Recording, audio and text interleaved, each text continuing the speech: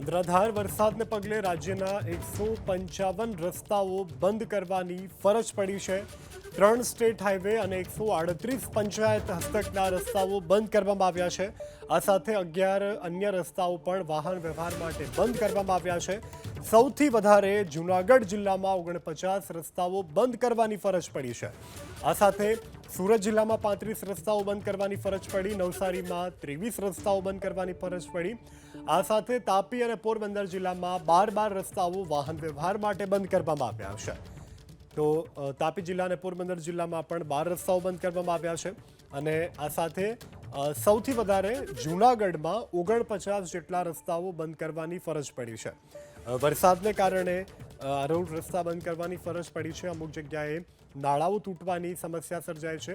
કુલ મળી રાજ્યના હાલ જે 89 ગામડાઓ છે તેમાં વીજ પુરવઠો પણ ખોરવાયો છે। કચ્છ જિલ્લાના 33 ગામમાં વીજ પુરવઠો ખોરવાયો છે।